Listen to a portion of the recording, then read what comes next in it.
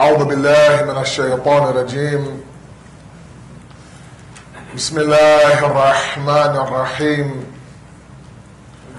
الحمد لله الذي لا يبلغ مدحته القائلون ولا يحصي نعماءه العادون ولا يؤدي حقه المجتحدون، الذي لا يدركه بعد الحمم ولا يناله غوص الفطن، ثم الصلاة والسلام على أشرف الأنبياء والمرسلين، العبد المعيد الرسول المسدد المصطفى الأمجد المحمود الأحمد، سيدنا ومولانا أبي القاسم محمد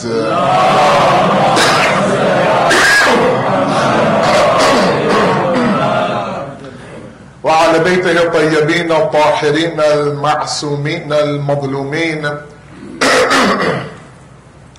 لا سيما بقية الله في الأرضين، صاحب العصر والزمان، خليفة الرحمن، إمام الإنس والجان، ولعن الله أعداءهم أجمعين إلى يوم الدين. أما بعد، فقد قال الله وقوله الحق. بسم الله الرحمن الرحيم. ولقد كرمنا بني آدم وحملناهم في البر والبحر ورزقناهم من الطيبات وفضلناهم على كثير ممن خلقنا تفضيلا. صلاة على محمد.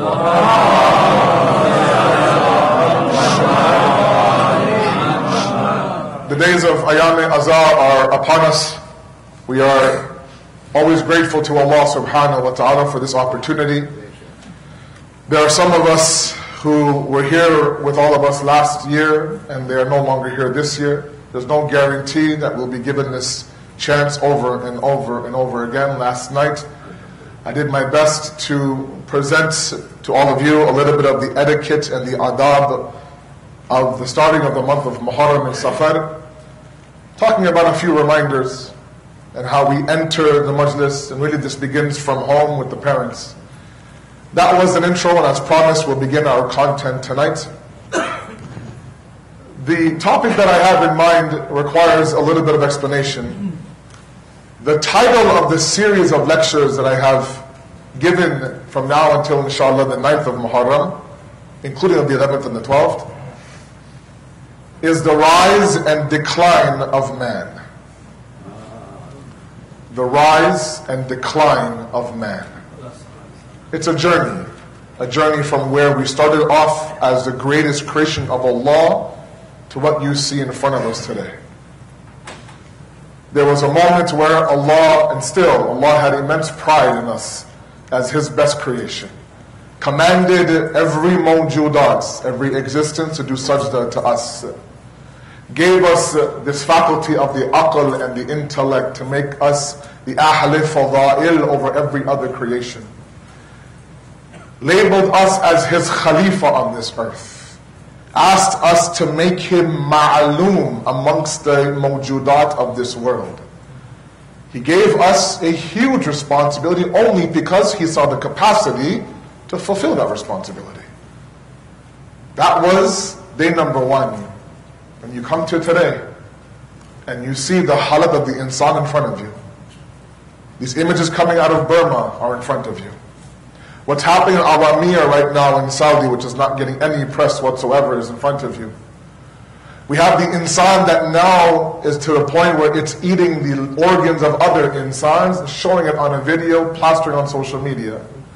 We have groups of individuals who are beheading young youth and sending those heads to the homes of the mothers of those youth on the day of Eid. And when you ask these individuals why they do what they do, they're able to convince you and convince themselves what they're doing is absolutely correct. And this journey or this decline or this fall of the insan has to be discussed. How do we end up in this position? How is it that the insan has fallen from the grace of Allah all the way down to today? A bloodthirsty animal, for lack of a better term. And so we'll look at that in the upcoming nights. We'll examine this topic in its entirety. talk about reasons why this decline is happening, and of course solutions that are related to this decline as well. Sallu ala Muhammad wa ala Muhammad.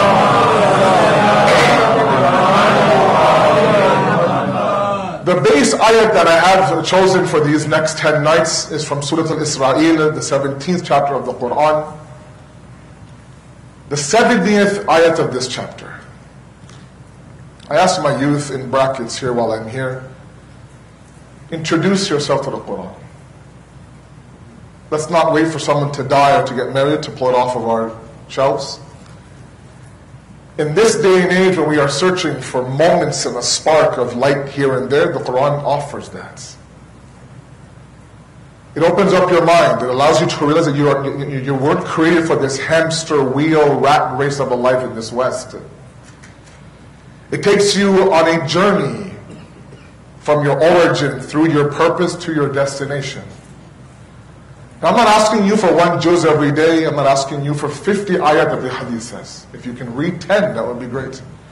Many of you commute to school or commute to work. Maybe you might even use public transportation. While you're waiting for the bus or the subway or the train, whatever the case, maybe you have some time. Use that time wisely. Everything now is on your fingertips. Apps are there. You can simply go through 10 verses. With translation, your life will change. This verse talks about the fact that Allah says, وَلَقَدْ كَرَمْنَا بَنِي آدَمَ. We have honored the children of Adam. We've honored the children of Adam. وَحَمَّلْنَاهُمْ فِي الْبَرِّ وَالْبَحْرِ. And we have carried them from the sea to the land. Hamala in Arabic means the exact same thing as in Urdu and in Farsi. Sometimes when a woman is pregnant, we say what? She is hamila in Urdu. Or hamile in Farsi, as we say. It comes from the root word hamala, which means to carry. She's carrying with a child. The ayat said, وَحَمَّلْنَاهُ فِي الْبَرِّ وَالْبَحْرِ. We carry the insan in the sea and in the land. Meaning when you look at tafsir, it means what? We've given them all the tools to travel on water, to travel on land. To be able to what? To view the various corners of this globe. وَرَزَقْنَاهُمْ مِنَ الطَّيِّبَاتِ. And we've given him risk from the tayyib, from those things that are pure and healthy and clean and beneficial for all of you. And then comes the beautiful part of this verse. وَفَضَّلْنَاهُمْ عَلَى كَثِيرًا مِمَّا خَلَقْنَا تَفْضِيلًا. And we gave him distinction. We gave him fadilat. We gave him a preference and excellence over the majority of those creations that were already excellent. So you have these creations amongst the animals, amongst the jinn, amongst the angels that had some sort of baitari, some sort of level of excellence in the eyes of Allah. Allah comes the inside and even surpasses those creations. And all of this is a reminder that Allah says, look, I'm the one that gave you a status, that there came a time where you were nothing worth mentioning. Surah Insan, the very first ayat of Surah Insan. Bismillah ar-Rahman ar-Rahim. Hal ata ala al-insani hina min al-dahr lam yakun shay'an mafkura. There came a time where you, the insan, you were nothing worth mentioning. The sun was there, the moon was there, the stars were there, the planets were there, the animals were there. They were all worthy of mention. You were nothing. Sometimes our youth ask us, and I've had this discussion with my summer camp students, they ask us, they sit down and say, look, we never asked for this.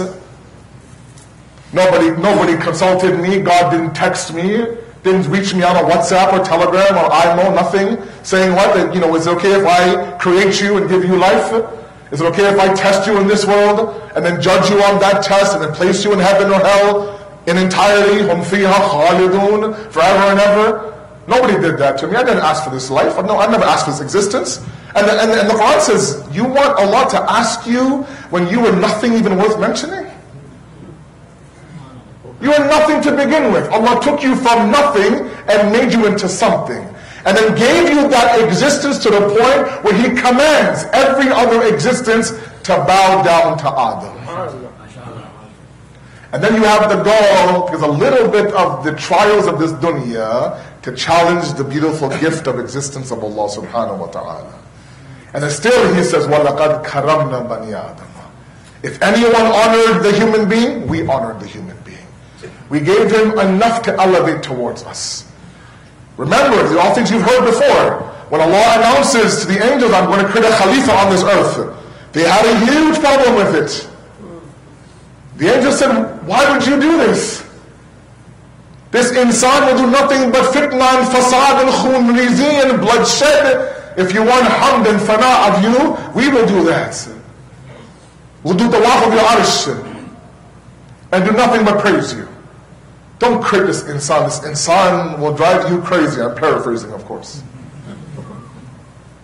And then Allah, almost, if you can picture Allah, metaphorically, of course, no shirk here, metaphorically, picture him with a small smirk on his face, looking at the angels, listening to their complaint, and then he says, Inni a'lamu ma la ta'lamun. I know about this insan what you don't know. I know. This insan has the fitrat inside of him. This insan has aql inside of him. There will be moments when this insan will even surprise you. I often tell my youth that perhaps, and we have hadith that says, Allah loves nothing more than to see a young man in sujood, and hates nothing more than to see an old man continuously sinning over and over and over again. To the point where hadith says that when a young man does sujood, surrounded by shaitan, surrounded by these shayateen that they have, pulling them from all sides, wanting to be off the path of Islam, and in that halat, in that state of shayateen upon shayateen, they're in sujood, subhana rabbil a'la wa bihamdih. Allah summons the angels. Remember that insan that you had a problem with? Look at this insan right now. He's surrounded by shaitan. He had every reason to leave me and forget about me and have ghaflat towards me, but he's putting his forehead and his ego on the ground, praising me, saying, I am ala in his eyes. It's important that we understand where we came from and what Allah had in store for us and how we got to this point. And so this will be a journey of 10 nights. A journey of the excellency of the insan to now the decline and the slip and the fall of the insan. It won't be all doom and gloom, don't worry. It won't be a very depressing 10 nights, I promise you. We'll do our best to give us the tools, myself included, to build ourselves back up to that excellency, inshallah. And once again prove to Allah that you didn't make a mistake by giving us this grave responsibility to be your Khalifa on this earth. Salawat ala Muhammad.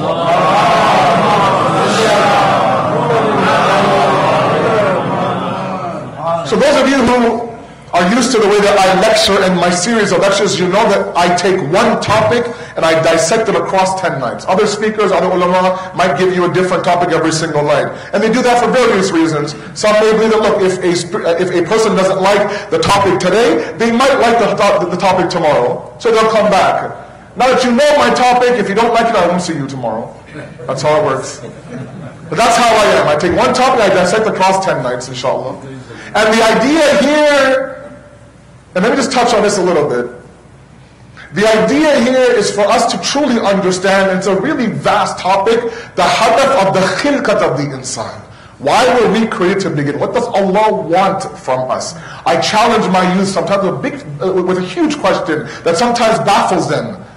That if I asked you to tell me what does Allah want from you right now in your life, can you tell me? And sometimes there's silence. And it's a huge question to answer. If someone asks me that question, I need a couple hours to maybe dissect and meditate and think about the fact that what is it that Allah wants from me? And once I find that out, am I able to fulfill that or not? God forbid I'm going the other way. Allah wants me to go this way. It doesn't help that sometimes we live in a society that sometimes doesn't want us to go towards Allah. There's a whole discussion in philosophy called the death of God in society. There's a whole discussion that the fact that humanity, it seems like it's breathing its last breath right now, clutching on to whatever life support it has, is simply because God is dead inside society. With God comes what? Accountability. With God comes the consciousness. With God comes compassion and mercy and love. And sometimes we don't see any of that. And now I realize I'm generalizing. There are also great things that happen in society. I don't mean to be Mr. Negative. But the overall movement of humanity reminds me of the era of Rasulullah sallallahu alayhi wa sallam.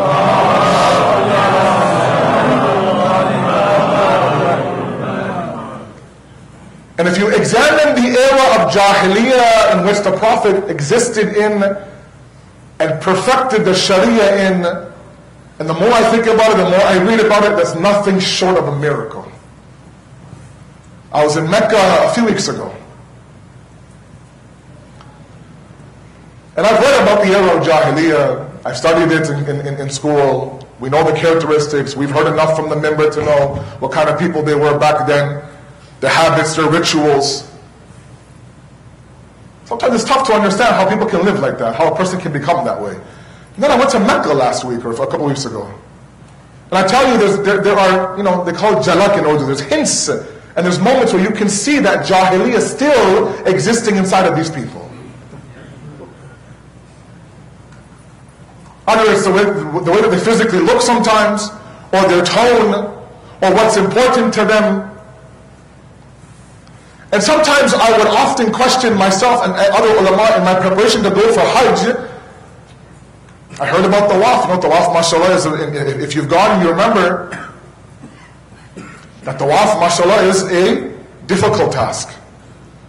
It's one thing where, of course, you're doing tawaf in that type of weather. It's 110 degrees Fahrenheit there, desert sun, heat, and you're simply being squeezed by people from Malaysia, Indonesia, Kazakhstan, Nigeria, Sudan, Bangladesh, everybody.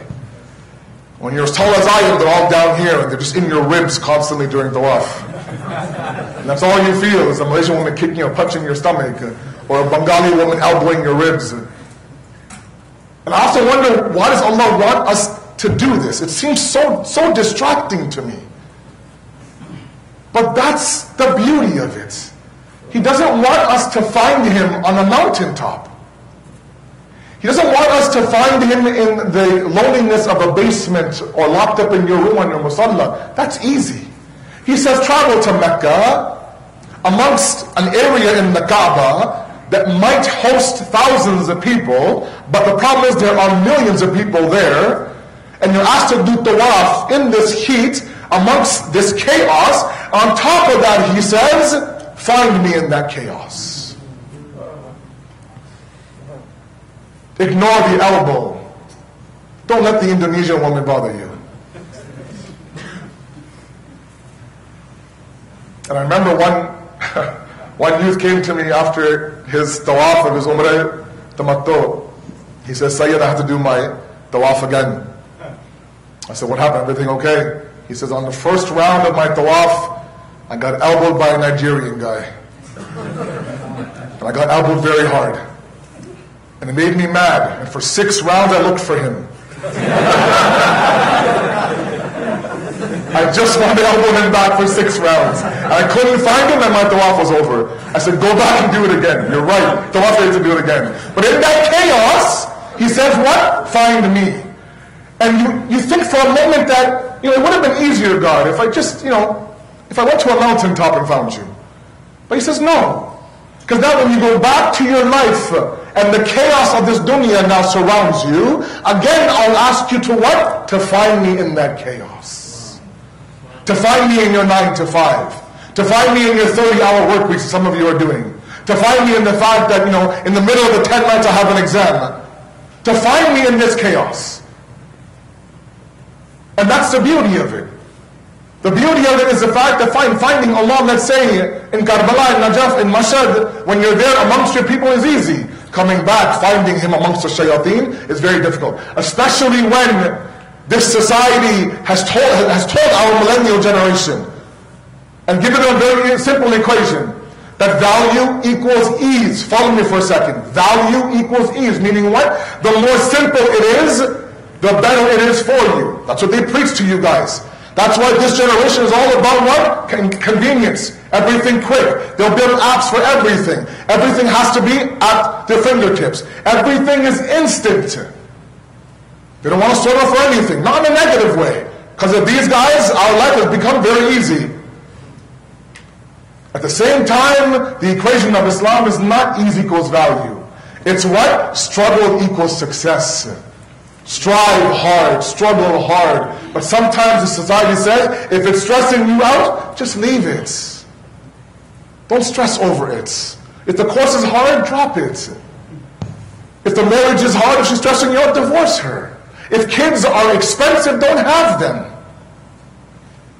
If the masjid is 40 miles away, who's going to drive 40 miles one way? Stay at home, click the live feed, enjoy yourself in your pajamas. Everything is value, everything is ease. Islam says no, struggle, strive hard. There's a man who comes to an alim and says that I have a problem.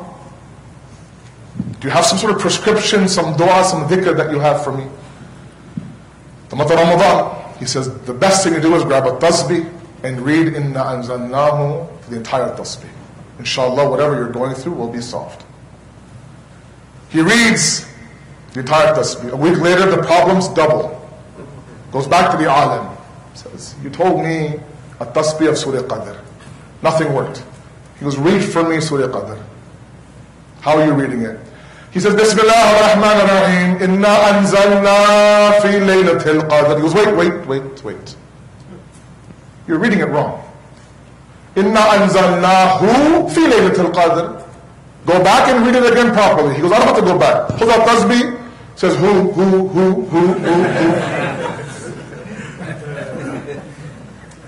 Ease equals value. You want me to go back and now recite the entire surah again? And that's what these youth are up against.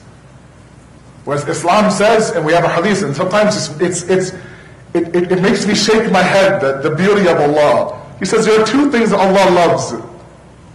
Two things Allah loves. In the middle of a winter night to do wudu. In the heat of the summer to fast. Allah loves two things. Now they're saying, come on man, that's cruel. That's just not right. Because they've been trained that ease equals value. And so this insan now searches for ease wherever he goes. And all he's consumed about is how easy is it. Tell me the best time when the Kaaba is empty, when the Haram is empty, to do tawaf. We had a group inside of our lobby in the hotel. They would search and look at the TV every single time. The moment that the tile space would be a little bit more, and you can see the whiteness around the Kaaba, and the majmas are a little bit low now, they would run to the Kaaba. Chalo bhai, khali, let's go tawaf. We'll do 1,000 Mustafa tawafs. Khaliya. Okay, no problem. And I'm not saying there's nothing wrong with that. I'm not saying to make your life difficult. But I'm saying look at the mentality sometimes. We have to go back to understand the philosophy of Allah and why He created us and how we removed ourselves from that. Now the other point that I want to make, inshallah, one more loud salawat ala Muhammad wa ala Muhammad.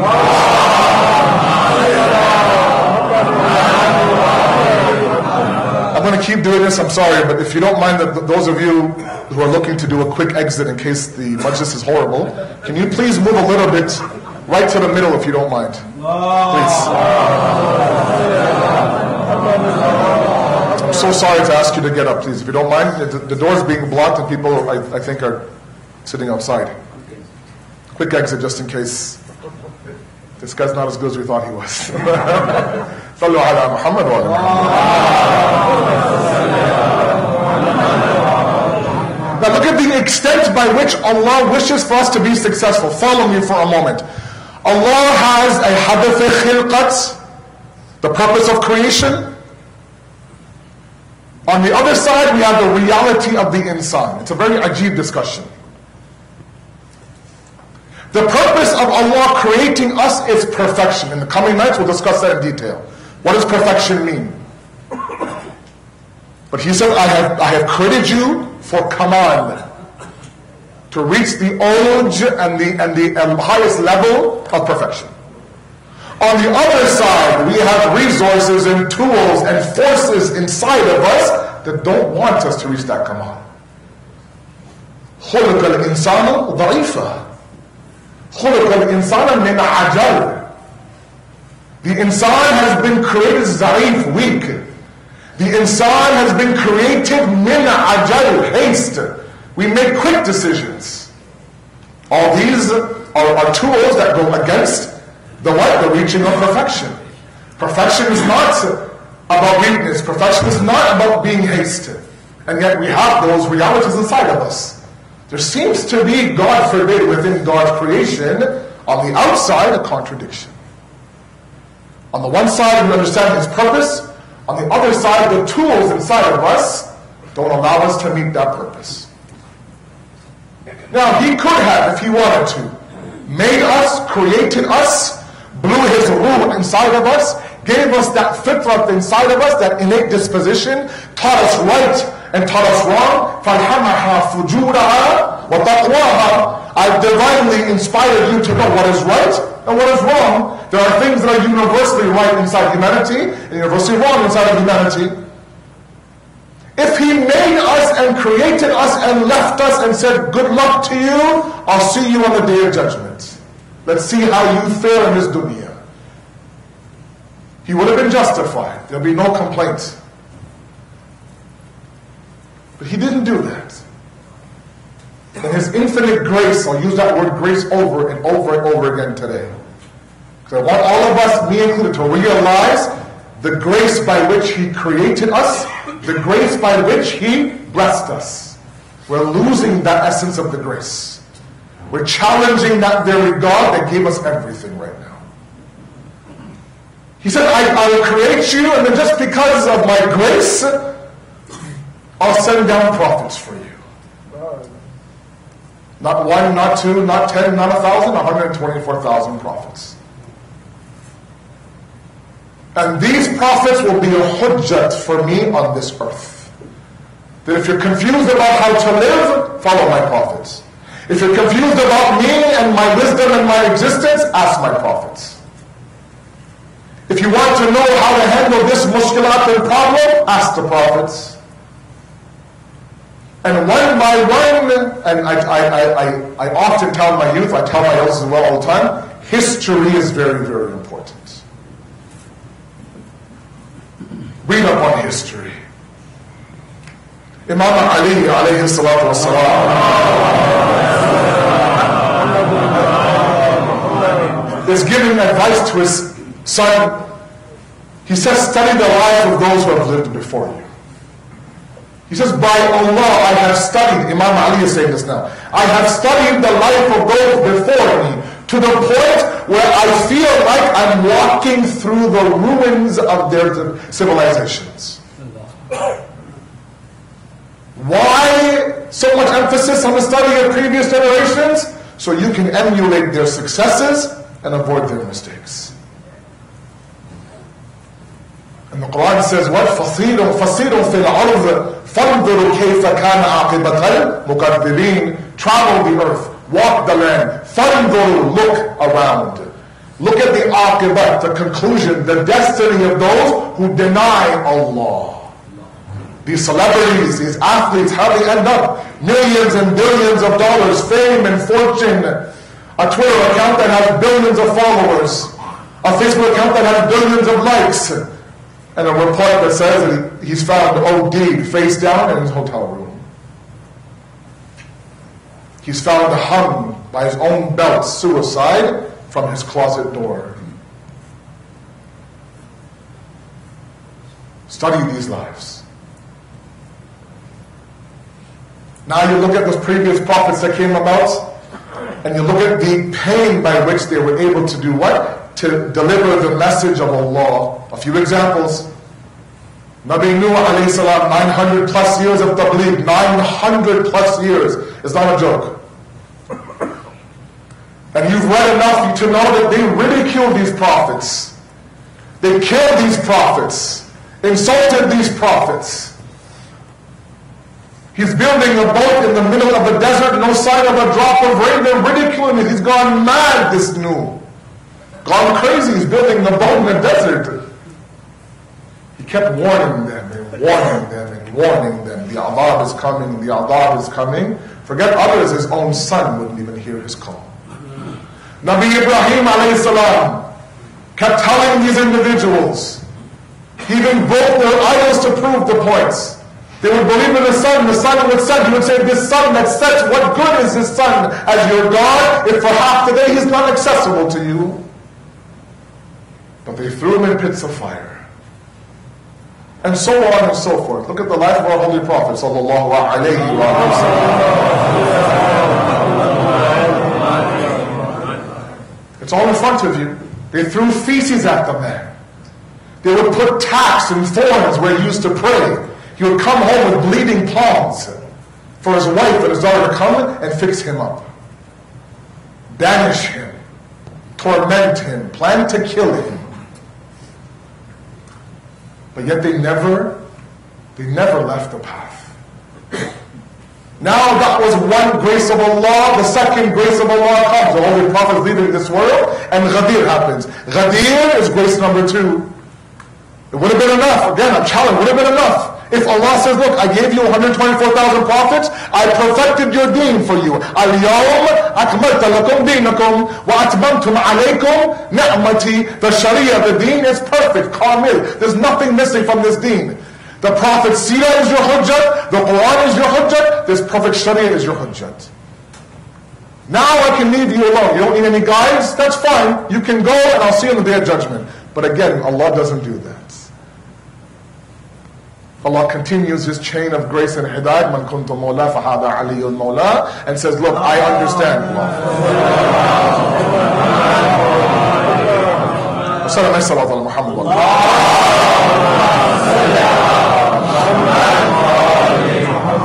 And the grace continues from the Ghadir all the way to Ghaibat. And every era, every grace goes up one level. The maqam of imamat, as all of you know, is higher than that of nubuwwat. And hopefully that makes sense to all of you. If it doesn't, please come and ask me afterwards. The responsibility of the imam, the shakhsiyat of the imams were all greater than those of the prophets. And then of course ghaibat happens. Ghaibat kubra happens. Ghaibat sughra happens. Ghaibat sughra happens. Allah leaves four knives behind for access to the imam. The imam goes in Ghaibat kubra, very long occultation. Now what do? Are we yatim? We have nobody, no hidayat. We're still in need of hidayat. Where is our hadi? He says, marjiyat is your system of grace. In the absence of my hujjat, you are to follow those who study our lives and study our hadiths and what? And pull you towards us in our path. There was never a moment from Adam till today where Allah left us alone. And the entire purpose of all this grace was to bridge the gap between the hadaf of the khilqat and the reality of the insan. He understands that there are forces inside of you that don't want you to reach that hadaf. Instead of me leaving you to those forces, I've placed a source between that to bridge this gap. But what did the insan do? Reject, reject, reject one by one. Ridicule, ridicule, ridicule. Imprison the imams, poison the imams, trample the imams, shaheed the imams, force the imam to go into ghaibat. And now that we have a system of marajiyat, question marajiyat, insult al-maraj, to the point where now we have some forces within our Shia circles that are even rejecting the entire system of marajiyat. We are aqil human beings, Sayyid. We don't need maraj anymore. Allah gave us the insight and the aql. We have sources now. I can ask Allah or Google. He'll tell me every answer possible. I don't need to go to the east and ask, na'udhu billah, na'udhu billah, some sheikh in the east living in some cave or some hut who's going to sit there and tell me how to live my life in the West. He's never stepped foot one day here in New Jersey. And he'll dictate to me from there how to give my khums and pray my salat and fast in the month of Ramadan. No, thank you. Allah gave me aql. I am an aql human being. I don't need the fatwas. I am the marja myself. MashaAllah. And this rejection of the grace continues. And decline of the human continues. And Allah keeps asking, what more do you want from me? I keep throwing you life jacket after life jacket, rope after rope. You're sinking in that quicksand. I'm throwing you everything, but you refuse to hold on to the rope. And all of this to save the grace of that initial creation. All this to ensure that we don't start to fall. But every sign that's coming from Allah, we rejected it. And there are reasons that we'll discuss in the coming nights why this happens. It's important initially that we understand the beauty by which Allah created us.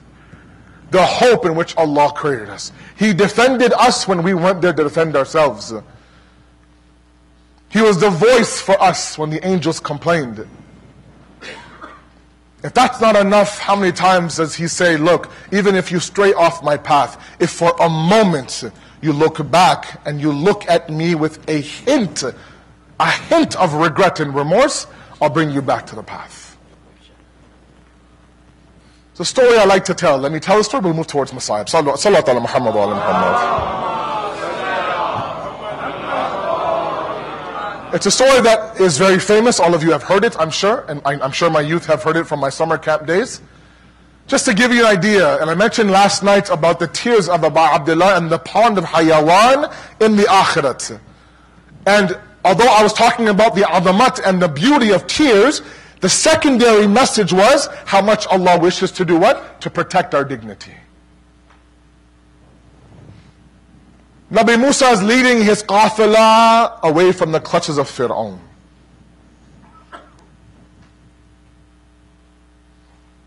They come to an area of desert.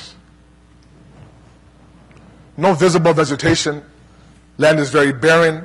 It's very, very hot. No sign of water, no sign of rain, nothing. And the drought is becoming severe. The leaders of the qafila come to Nabi Musa and said, I think we should pray for rain. So they gather together, they begin to pray for rain. And the story says that as they began to pray for rain, it seemed like the clouds were coming to form. And there was this torrential downfall that was imminent, and the clouds again would part. And with every parting of the clouds, the drought would become more shadid, more severe. This happened a few times until Nabi Musa says to Allah, Allah, I'm asking you for rain. I'm asking you for rain. Wahi comes down to Nabi Musa. Musa, in your qafila is a man. For 40 years he has sinned against me. 40 years has disrespected my sharia, ridiculed my commands, ignored my orders. Until he asks me for forgiveness, I won't grant you rain. Now Nabi Musa, can you imagine, stops the prayer and said, I've just been told that somebody amongst you has been a sinner for 40 years. Until you come forward and pray for Allah's forgiveness, we will be deprived of rain. Sometimes during the majlis, I'll get a note, let's say, from Dr. Sadiq, little white note, and I'll look at it, so it'll say Honda Accord, BBVT112, you're blocking the entire driveway. This new system of inter-exit, I don't get it. It's very difficult. The arrows are very confusing for me, apparently. Can you please move your car? Now, the owner of the car has two choices. How many? Two choices. He can walk up from there. I'm not saying it's one of you, but he can walk up from there, and he can make that walk of shame. That slow walk. It seems like it's a walk of 3 days. The walk of shame. Everyone's looking at him, say, "Isko dekho." He has no idea how to park a car properly. The second choice is for him to look around and think, I wonder who owns this car. That's a car that's parked incorrectly. This is 40 years of sin. The qafla waits, looks around. Is it you? Is it you? It's not me. Is it you? No, not me. The man who was responsible for those 40 years begins to converse with Allah subhanahu wa ta'ala. Inside the hearts of his hearts. He says, Allah, you know it's me. I know it's me. Follow me for a second. He says that, please, these are my tribesmen. These are my tribesmen. They know me, they respect me. And I know I don't deserve that respect. But if you could please forgive me, I am with complete regret coming to you, begging you for your forgiveness. The crowd is silent. This talk is happening inside the heart of his hearts. He ends the conversation, the clouds begin to form, torrential rainfall begins. People begin, Allahu Akbar, Takbir, Takbir, Takbir. Nabi Musa is confused. Nobody came forward. Nobody came forward. He says to Nabi Musa that the person who's responsible came to me, spoke to me. I have forgiven him. I've gifted you rain. And then Nabi Musa asked him a question. Allahu Akbar. Asked him a question. Allah, can you show me who that person is? Look at the answer of Allah. Look at the extreme that He goes to make sure that the grace of creation is maintained. He says, Musa, when this man was sinning against me for 40 years, I covered him from you. Now that he's come back to me, I've cleaned him, he's one of mine, I'm not going to expose him to you again. This is our Lord. This is Allah that had a certain image in mind when He created us, that immense rise, that elevation when He created us. Silencing the angels. Taking on all those complainers and saying, look, this insan, I know something about him that you don't know. That's why when you look at the shahadat of Abu Abdullah al-Husayn, you think to yourself that the severity of that sacrifice, was it really needed? Did you have to bring your women and children? You have to bring all your young, viable youth who had the future ahead of them? And the answer is absolutely. This had to be done this way. The insan back then had declined so much to the point, the words of Abu Abdullah, the sirah of Abu Abdullah wasn't enough. His head had to be separated from his body. 2nd of Muharram. And these days, wallahi, will go very, very quickly, my brothers and my sisters. This qafila now has left on the 28th of Rajab, has made their way from Medina now. They have reached an area now, the 2nd of Muharram. The books say that the qafila is traveling. Imam Hussein, of course, is leading that qafila. They come to a desert, barren land. Nothing visible. A river in the far distance. And the horse stops. Imam Hussein is confused. He didn't order the horse to stop. The horse stops. Imam Hussein does his best to keep the horse moving. It doesn't move. He says to Abu al-Fazl Abbas, come, let's switch horses. Maybe this horse is tired. They come, switch horses. Imam Hussein mounts that second horse, that horse wouldn't move. A third horse would come and that horse wouldn't move. 7 horses later, Imam Hussein realized that this horse is sending him a message. Imam Hussein comes off the horse, picks up the khak, smells the sand of Karbala, and says, Inna lillahi wa inna ilayhi raji'un. You know, it's amazing how these Zuljanaz played a vital role sometimes in the musibat of Abu Abdullah. This is one time when Zuljanaz stopped. There was one more other time that Zuljanaz wouldn't move. Otherwise, that Zuljanaz was the khadim of Imam Hussein. Asr Ashur, Imam Hussein does his wida, al-wida, to all the women, to Bibi Zainab. Everybody, he's ready to go sacrifice his life. No one is left but him and Imam Sajjad. He mounts the Zuljanaz doesn't move. And Imam Hussein says, hey Zuljanaz, I know you're tired. From morning to now, you've helped me carry body after body, lash after lash. This akhri zahmat, just leave me in the middle of the Maidan of Karbala, and you're free to go. The Zuljana still wouldn't move.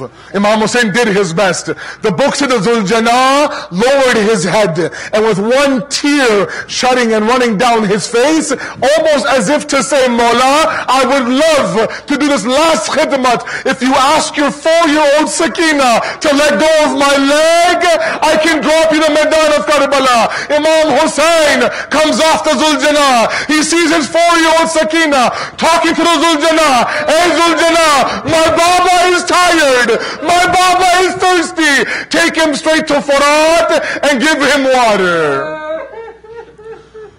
Imam Hussein says to Abul Fazl, summon the people who own this land. The Bani Asad tribe approach him. He asks him, what is the name of this land? Some say Shatul Furat. Does it have another name? Some say Nainawa. Does it have another name? A young old man, an old man from the back, coming and limping, holding his back, comes to the forward and says, Mawla, our Ajdad, our forefathers used to call this place Karbala. Imam Hussein heard Karbala and summons Abul Fazl to pitch up the tents, unload the women. This is where we will give our life. Imam Hussein then begins to converse with the Bani Asad tribe. He says to the men that, look, there'll be a battle here. Our lives will be taken. We will be shaheed and killed in the most brutal way. If you can, give us ghusl and give us kafan and bury us. It's almost as if Imam Hussein knew, because it's obvious. You don't have to say these things. If somebody dies in our community, there is a group that run and rush, and the first thing they do is what? Is they do intizam of ghusl and kafan and dafan. And the gharwale, the house, the family, has no itminan until what? Until they're buried. Ghusl ho gaya, taqfin, pal chuki, everything is done, alhamdulillah. Imam Hussein's request from the Bani Asad tribe is a very weird request. It's almost as if they're saying, Mawla, of course we will do that for you. And then he turns to the women and says to the women, do you know that I'm the son of Fatima? He says, yes, we know you're the son of Fatima. If your men cannot bury us, then you collectively, please, just dig a massive grave and place our bodies in that grave. When he was done talking to the women, he went to the small kids of the Bani Asad tribe. He held them, he kissed them, he hugged them. He asked them, do you recite the kalama? Yes, we do. Recite the kalama. They say, Ashhadu anna Muhammad Rasulullah. He says, do you know that Muhammad, I'm his grandson? Yes, we know that. He says, look, if your fathers, if your mothers can't bury you, we know you can't bury us, but with your masoom small hands, pick up the khak of Karbala and simply drop it on our bodies. And then Imam Hussein says to the Bani Asad tribe that, listen, we'll be buried here. Our varis will be made here. Our Shias will come from afar to send their salams to us. When you see any Shia that comes from afar to send their salams to us, give them a message that their Aqā Hussein also sends his salams to them. Finally,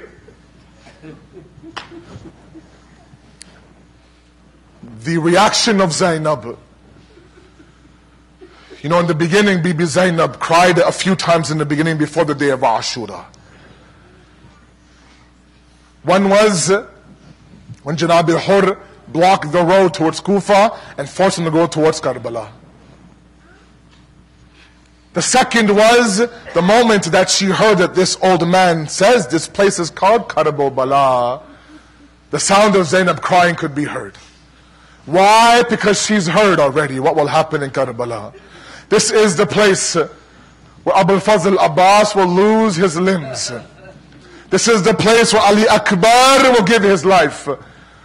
Now those are young individuals. They're Jawan in their youth, in the prime of their youth. But the part that perhaps disturbed her the most, that this is the same Karbala that will host the blood of a 6-month-old Ali Asghar. Just a few minutes of Masai for Ali Asghar with your permission. It's enough to know that the ulama have described that when Imam Hussein brought Ali Asghar in the Maidan of Karbala, he was hungry, he was thirsty, but there was no sound coming from him. When you have a 6-month-old child, and that 6-month child is hungry or thirsty, they wail, they cry, they move their arms and legs. But sometimes even in Shairi we have in our Marsiyah, that it's almost as if Imam Hussein was bringing a juz of the Quran to the Maidan of Karbala. He was still, he was motionless. The hadith says that when fish are brought out of water, they have 4 states. The first state of that fish is that it goes from its back to its stomach, its back to its stomach. When it knows that water is not coming to me, he stops doing that, and his tail goes left, his tail goes right. The last stage where the fish now begins to lose hope that water is coming is the fish is motionless. His mouth opens, his mouth closes. Imam Hussein is bringing Ali Asghar inside the Maidan of Karbala. Ali Asghar is motionless, but his mouth is opening, his mouth is closing, his mouth is opening, his mouth is closing. Ali Asghar was that shahadat. For the first time we saw Imam Hussein, didn't know at that moment what to do. Imagine he's carrying the lifeless body of a 6-month-old Ali Asghar, walks to the Qayem, stops and thinks to himself, what answer do I give Rabab when she asked me, you took my Ali Asghar for water, you brought him back with an arrow in my throat. This was a difficult moment for Imam Hussein. Then comes the moment, my heart tells me, I've never read this, my heart tells me that when Bibi Sakina got water for the first time in Sham, when Bibi Sakina for the first time water was placed in front of her, my heart tells me she moved towards Karbala and said, Ali Asghar, look, there's water here now, but how do you expect me to drink when you lie in Karbala thirsty? سيعلم الذين ظلموا أي منقلبين ينقلبون إنا لله وإنا إليه راجعون. Martin Hussein.